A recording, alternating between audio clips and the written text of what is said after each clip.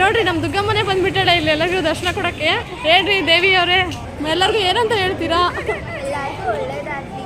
ನಾನು ಯಾವಾಗಲೂ ಕಾಯ್ತಾ ಇರ್ತೀನಿ ದಾವಣಗೆರೆನ. ಅದಕ್ಕೆ ನಾವು ಕುರಿ ಮಾಡ್ತೀವಿ. ಹೌದು ಗೈಸ್, ನಗರ ದೇವತೆ ದಾವಣಗೆರೆ ಶ್ರೀ ದುರ್ಗಮ್ಮ ದೇವಿಯ ದೊಡ್ಡ ಐತಿಹಾಸಿಕ ಜಾತ್ರೆ ನಾವೆಲ್ಲರೂ ಕಾಯ್ತಿದ್ದಂತ ಕ್ಷಣ ಬಂದೇ ಬಿಡ್ತು.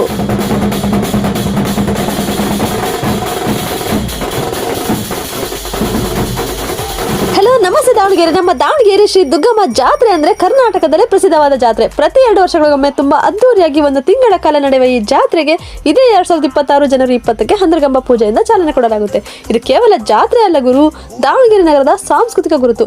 ನಿಮ್ಗೆ ಗೊತ್ತಿರೋ ಹಾಗೆ ಪ್ರತಿ ವರ್ಷ ಒಂದೊಂದು ಯೂನಿಕ್ ಡಿಸೈನ್ಸ್ ಅಲ್ಲಿ ಮಂಟಪನ ಮಾಡ್ತಾರೆ.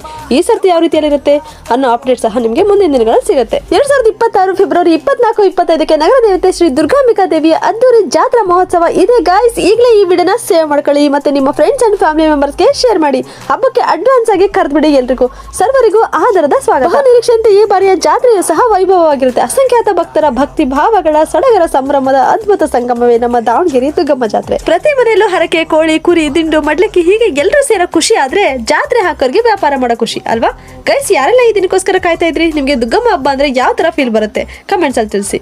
ಇಷ್ಟ ಆಯ್ತಲ್ವಾ? ಹಾಗಾದ್ರೆ ಇದೇ ತರ ವಿಡಿಯೋಸ್ಗಾಗಿ ನಮ್ಮ ಪೇಜ್ನ ಫಾಲೋ ಆಗೋದು ಮಾತ್ರ ಮರಿಬೇಡಿ. Thank you.